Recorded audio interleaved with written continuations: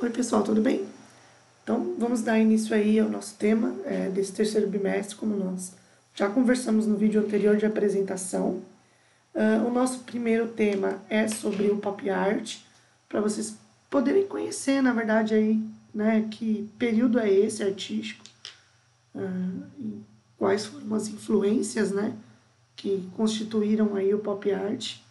E logo em seguida, nos próximos vídeos, nós vamos falar sobre a indústria da cultura, vamos falar um pouco sobre isso e realizar algumas atividades relacionadas ao nosso dia, na atualidade, a parte contemporânea dessa indústria da cultura e ver, né, se ela ainda é presente ou não, ok?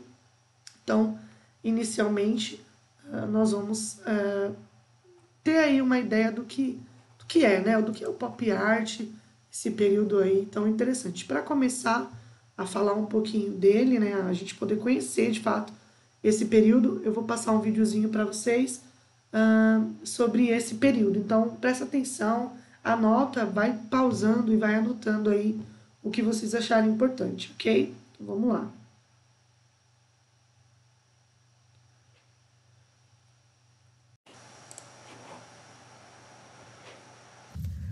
O movimento pop art surgiu em 1952 no Reino Unido, através de discussões sobre as implicações da cultura popular de elementos de publicidade de massa, como filmes, design de produtos, histórias em quadrinhos, ficção científica e tecnologia. Essas discussões eram realizadas pelo IG, o Independent Group, formado no mesmo ano por jovens pintores, escultores, arquitetos, escritores e críticos modernistas para tratar da cultura e das tradicionais artes. Mas somente em 1954 foi criado o termo pop art, como um apelido utilizado pelos membros da IG e oficializado por John McCall para a cultura popular de massas. Em 1955, o termo aparece pela primeira vez na imprensa e é frequentemente creditado ao crítico de arte britânico Lawrence Alloway, em seu ensaio intitulado The Art and the Mass Media. Embora a pop art tenha começado no final dos anos 50 no Reino Unido, o movimento só chegou na América em 1960 e o termo pop art introduzido oficialmente em dezembro de 1962. A ocasião era um simpósio sobre pop art. A essa altura, a publicidade americana adotara muitos elementos de arte moderna, e os artistas americanos tiveram que procurar mais profundamente os estilos dramáticos que criavam, e a arte a partir de materiais comerciais. Dentre os principais artistas no movimento, na Inglaterra, podemos citar Peter Blake.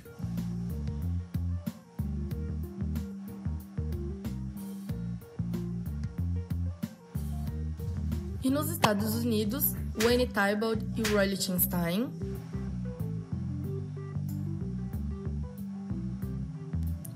Andy Warhol e Jasper Johns.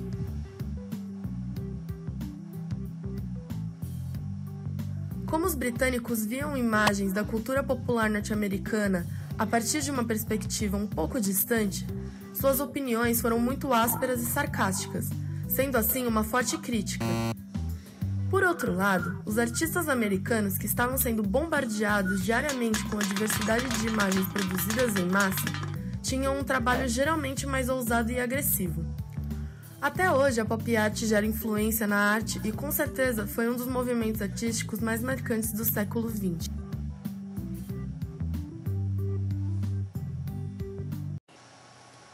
E influencia, né, até hoje os jovens, a cultura que é conhecida como cultura em massa, que é o que nós vamos falar daqui a pouco.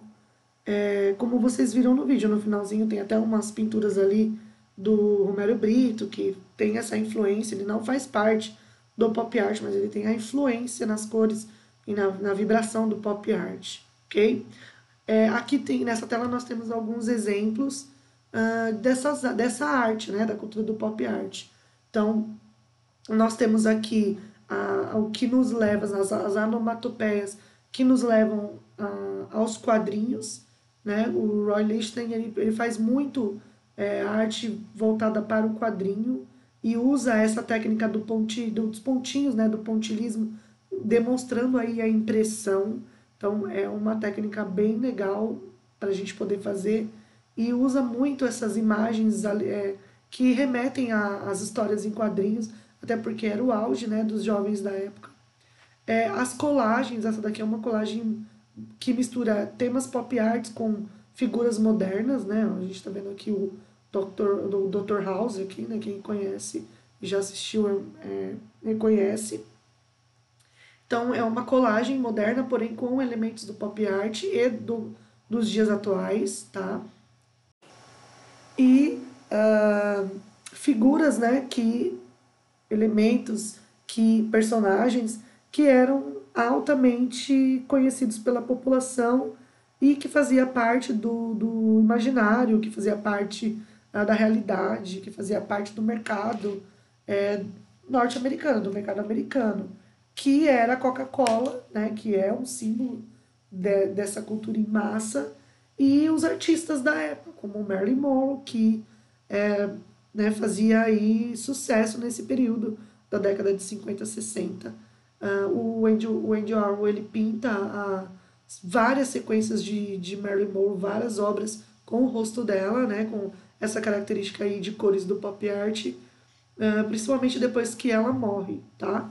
Quando nós entrarmos para falar detalhadamente do Andy Warhol, nós vamos ver essa técnica dele e as obras, tá? Então nós vamos falar de Andy Warhol em 2 momentos. Nós vamos conhecê-lo hoje e vou falar mais profundamente num próximo vídeo, ok? E aí nós vamos conhecer a arte enlatada, que é o que inicia o pop art, tá? Tem na página 2, aí da apostila de vocês, a arte enlatada, tá? Então, na página 2 de vocês tem uma imagem bem parecida com essa que eu coloquei das latas de sopa, tá? Então, por que arte enlatada? Porque Andy Warhol, ele faz uma produção aí de várias obras representando a sopa Campbell, que é uma sopa super tradicional americana, porque logo depois da guerra, da Segunda Guerra Mundial, os americanos tendem a enlatar seus alimentos, né, com medo aí de um novo ataque, de uma nova guerra. Então, a indústria cresce muito nesse período, né? A indústria americana ela cresce, então as comidas e a produção passa a ser uma produção em massa, passa a ser uma produção artística em massa, uma produção industrial em massa, tá? Onde as sopas, o feijão, o suco, até mesmo as roupas são produzidas por máquinas, né? Então, elas não são mais artesanais, não são mais direto do produtor, ok? Elas são levadas para grandes indústrias, tá? E são produzidas em quantidades muito grandes. Então, não é mais aquela sopa feita pela mamãe ou pela vovó que poderia até ser engarrafada e vendida na vizinhança, tá? Ou ali para a família mesmo, aquela sopa quentinha, né, que afaga e que nos ajuda talvez aí quando está doente, ou até mesmo numa noite fria, tá? Essa é uma sopa artesanal, uma sopa caseira, ok? E aí, com esse medo da guerra, eles passam a construir, né, a produzir isso em massa. Então, a sopa ela passa a ser enlatada. E a sopa Campbell's era uma sopa comum, qualquer mercado tinha, era uma produção muito grande, ela era realmente muito consumida, ela tinha vários sabores, sabores que agradavam mais, sabores que não agradavam muito, né? E ela era algo do mercado, do dia a dia. Então, todos os americanos conheciam e consumiam a sopa Campbell's, ok? E o Andy Warhol transforma essa sopa em arte e passa a ser inicialmente, não mais uma produção industrial, e sim uma produção artesanal, uma produção artística. Porém, a sopa do Andy Warhol não é uma sopa consumível, e sim um quadro, né? Uma produção artística, ok? Porém, ela reproduz a sopa, as características dessa sopa da lata, Então, da lata da sopa, do rótulo da sopa, ok? Os produtos industriais, né, americanos, que até hoje é dessa forma, é produzido de tamanhos grandes ou são produzidos em grande escala, porque são muitos deles, né, são importados, eles levam, né, enviam aí para o mundo inteiro a sua, a sua produção, a sua cultura, é muito utilizado, é muito consumido pelas pessoas e desejado muitas vezes pelas pessoas ao redor do mundo, ok? E é uma produção em série de uma forma impessoal, então ela não tem aí uma característica de ser algo caseiro, tá? De ser algo feito ali único e exclusivamente para você, que pode até conter um pouco de diferença, como por exemplo, um quadro ou um alimento feito de uma forma única, ele vai ser especialmente para você, ou que ele, mesmo que ele seja reproduzido por quem fez, pode conter aí uma diferença de cor, uma letra um pouco mais, um pouco menor, um pouco mais tortinha, que é a característica do que é feito artesanalmente ou feito caseiramente. Nem sempre é idêntico, igual, tá? Então, o industrial é feito de uma forma muito impessoal, ok? Já o artístico, o artesanal, já não. Então, ele remete realmente a um produto feito com as próprias mãos do artista, um produto feito pensado pelo artista ou, ou pela pessoa que está produzindo, né? Pode ser se for um alimento, ou se for uma roupa, né? Então ela é pensada por ele realiza todos os processos, ele vai escolher a cor, ele vai escolher o formato, ele vai escolher qual suporte, ele vai produzir e muitas vezes ele vai até vender ou entregar, ok? Então ela tem um processo mais cuidadoso, um processo mais pessoal, envolve aí muitas coisas, diferente de vocês, de algo que é produzido por uma máquina, ok? Não tem nenhum parâmetro desse e que é totalmente diferente do que é caseiro ou do que é artístico, tá? É totalmente impessoal. Você põe lá, digita ou produz aquela máquina pensando naquele produto e todos eles vão sair exatamente igual, tá? Então, é essa a diferença do industrial e do artístico ou do industrial e do artesanal, ok? E aí, quando o Andy Warhol ele começa, né, a se deparar com esse pop art, né, com essa arte popular que estava aí chegando nos Estados Unidos, né, onde ele já estava introduzido dentro disso por produzir vários desenhos para revista, vários várias artes, né, para propagandas e tudo mais, ele resolve procurar algo que fosse diferente do que já estava sendo produzido, mas que contesse o mesmo objetivo, né, de tratar de algo próximo a quem vai comprar, o consumidor. E aí ele recebe uma sugestão, alguns dizem que da sua mãe, ou que outros dizem de um amigo, né, ao certo. Tem vários registros, porém históricos, né, que definem isso. E ele resolve, alguém sugere para ele, vamos assim colocar, que por que ele não tenta fazer algo que fosse próximo, né, aos americanos, como uma sopa, por exemplo. Né? Um exemplo ele deu. E ele gosta muito do exemplo da sopa e vai atrás, né, dessa proximidade com o público americano.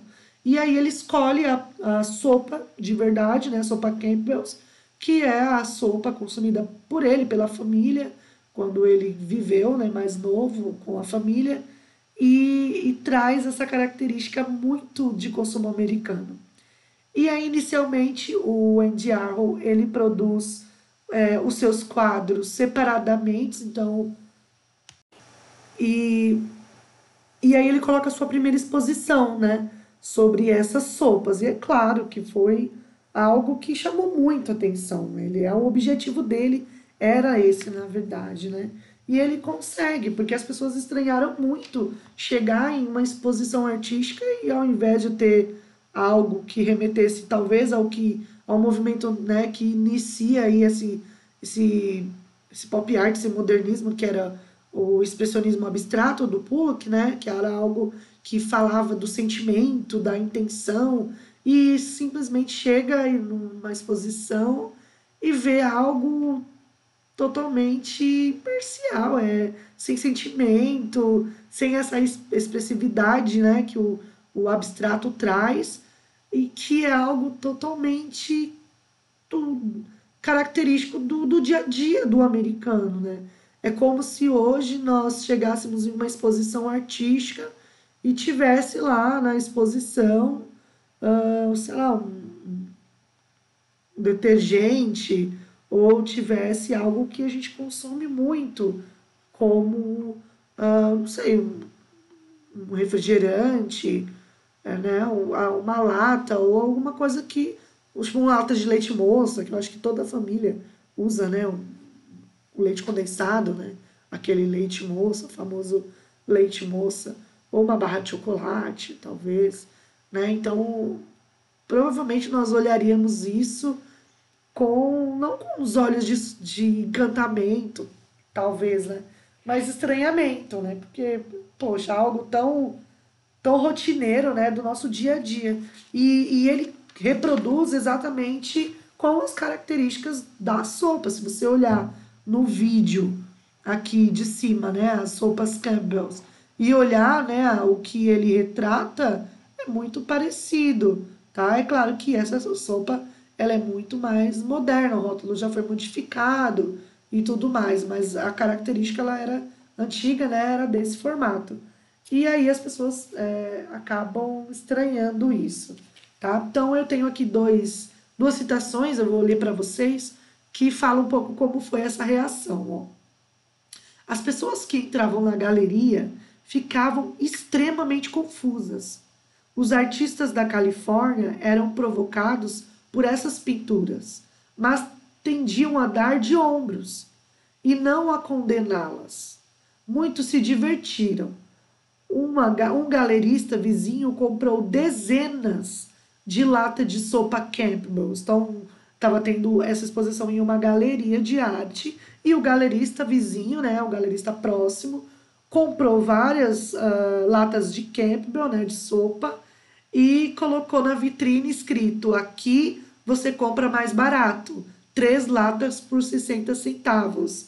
Então, fazendo aí uma ironia, né, brincando com essa coisa da exposição que estava sendo feita na outra galeria, dizendo, se você quer comprar sopa, ver sopa, lá ele vendia um quadro por $100, que na época, quem já assistiu Todo Mundo Odeia o Chris sabe que $100 para o americano daquela época era algo muito valioso.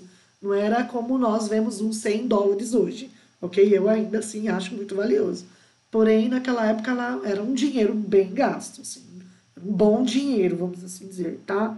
E aí esse galerista vizinho fala: poxa, já que você quer comprar uma lata de sopa, aqui eu vendo por 60 centavos. Você não precisa pagar $100, né? E faz essa brincadeira, vamos assim, vamos colocar uma brincadeira, né? Ironizando as latas que estavam em exposição, tá? Então, inicialmente, as pessoas olhavam para isso com um pouco de confusão e acabavam se divertindo com isso, tá? A outra citação fala assim: eu era um grande admirador de Andy, porque todo mundo ria de suas latas de sopa Campbell's, e eu achava que elas eram o que os Estados Unidos mereciam.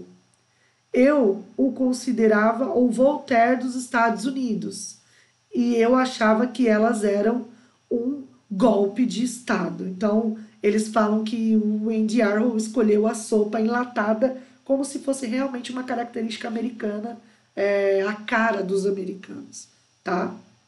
E, como eu estava dizendo, essas sopas, esses quadros, né, de sopas, inicialmente eles eram separados. Então, se você observar, A gente consegue perceber que eles estão até emolduradinhos, olha.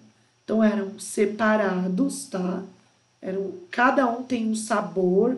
Então é porque a minha imagem aqui tá bem ruim. Mas aí na apostila de vocês tem um QR Code. Dá uma olhadinha nesse QR Code, porque ele coloca uma lupa e você consegue ver aí bem nitidamente a imagem, que na sua apostila, claro, tá bem melhor do que aí, né?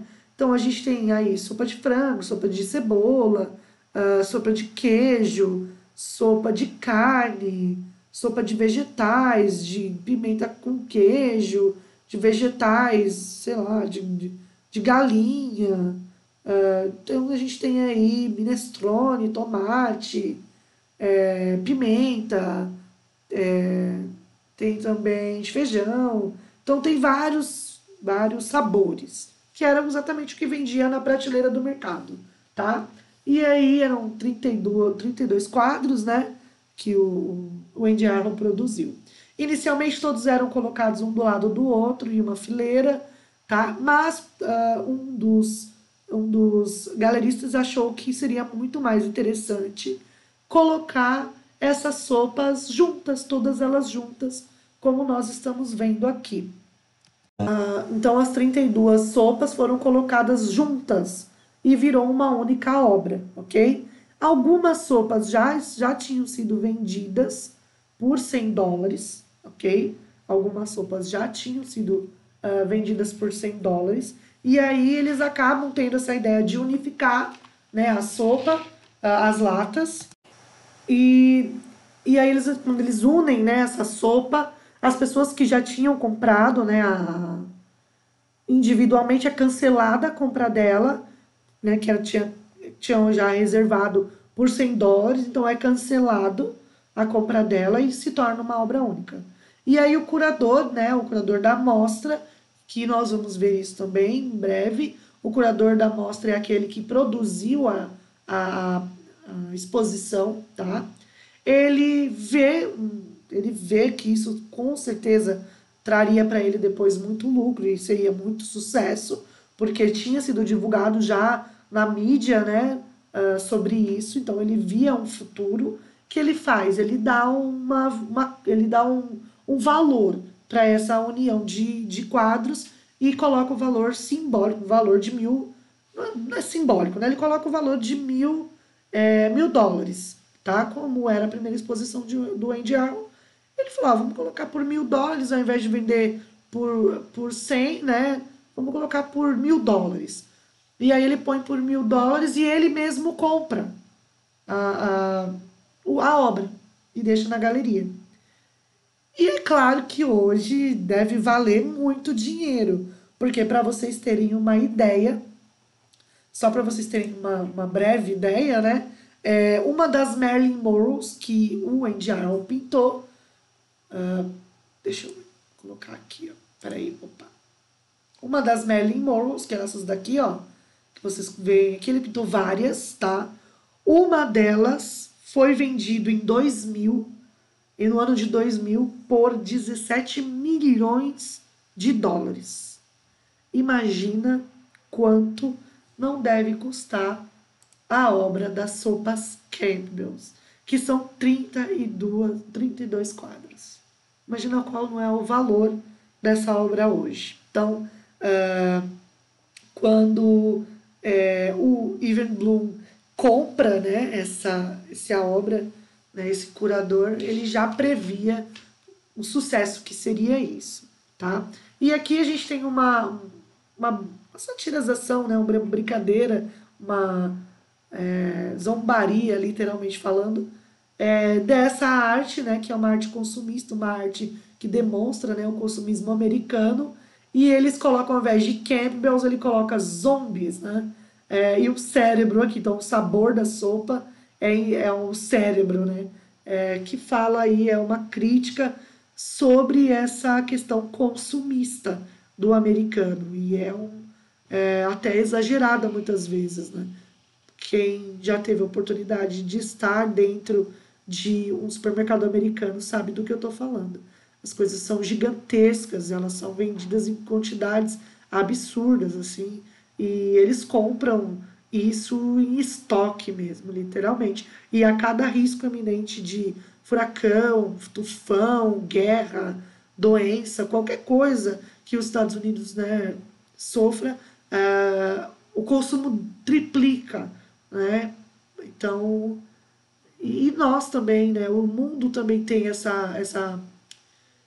esse consumismo das coisas americanas. Muitos jovens, eu escuto de muitos jovens falarem: ah, prefiro os Estados Unidos do que o Brasil, ah, eu queria viver nos Estados Unidos, porque lá é assim, assim, assim, assim. Então, nada mais é do que o consumo. Nós consumimos músicas americanas, nós consumimos filmes americanos, nós consumimos alimentos americanos, nós consumimos o estilo de vida americano, ah, a tecnologia americana, consumimos, né, muitas coisas aí que vem dos Estados Unidos, ok? E o Andy Arrow é essa figura aqui, literalmente, né, que ele torna realmente uma imagem de mercado, né, uma mercadoria, vamos assim dizer. E ele tem essa visão, tá? Ele muda a arte, para vocês terem uma ideia. A arte, que era uma arte produzida de uma forma artística, caseira, uma forma artesanal, o Andy Warhol vem no século XX aí, no início dos anos 60, e muda tudo isso totalmente. Então ele passa a produzir arte em massa, arte industrial, não com máquinas, mas com técnicas que a arte é reproduzida em sequência, em quantidade, na quantidade que ele quisesse. Então, se ele quisesse fazer 100 cópias da Marilyn Monroe, ele conseguia fazer 100 cópias idênticas da Marilyn Monroe, porque ele utiliza uma técnica artística chamada serigrafia e é produzida a arte em massa. Então, não é mais uma arte única, apesar de ser única, colocando pela classificação, né? Porque hoje as obras de Andy Warhol são classificadas, são rotuladas, ela tem numeração e tudo mais, né? Então, tantas Marilyn Monroe, tantas Coca-Colas, né? Tantos Elvis Presley. E aí a gente acaba sabendo que é do Andy Warhol. Porém, quando ele começa a produzir isso, ele produz em massa e não mais pensando unicamente em uma obra individual, uma obra única, uma obra com as características ali pessoais, ok? Então, Andy Warhol é um dos criadores e principal representante do pop art, pintor e cineasta, porque ele também era cineasta, tá? Ele chegou a fazer um filme do namorado dele de 5 horas, para vocês terem uma ideia, tá? Mas ele se arriscava bastante nessa arte, né, do cinema.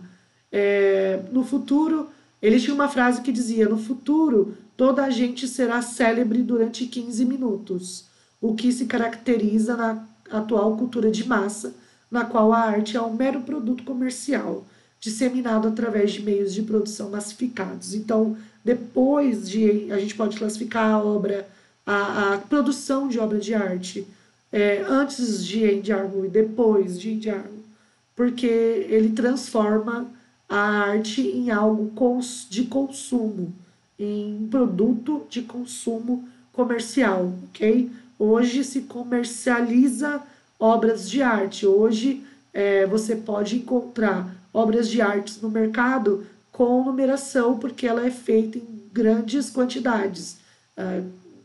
Não é única e exclusiva, ok? Isso surge depois dessa figura de peruca Andy Warhol. E ele é uma figura altamente comercial, no entanto que ele está presente em várias das suas obras, ok? Então, espero de verdade aí que vocês tenham gostado e entendido. Eu tentei falar de uma forma mais simples para vocês poderem aí, inicialmente poder conhecer, né, a pop art. Tem tudo a ver com a nossa arte de hoje. Nós consumimos pop art ainda, principalmente com a internet, principalmente com as imagens jovens aí em camisetas, mochilas, né, em estamparia no geral. Então, pop art ainda faz parte da nossa atualidade. Mas nós vamos falar bastante sobre isso. Então, qual era o objetivo dessa aula? Que vocês entendessem essa produção em massa, né, o que é produção artesanal, o que é produção em massa, e essa cultura aí pop art que vem sobre a arte popular, que é aquilo que toca e que se aproxima inicialmente dos americanos e que hoje se aproxima da juventude, do jovem no geral, no mundo todo, ok? Então nós continuamos na próxima aula e vamos aí depois realizar uma atividade referente a isso. Um beijo e até lá!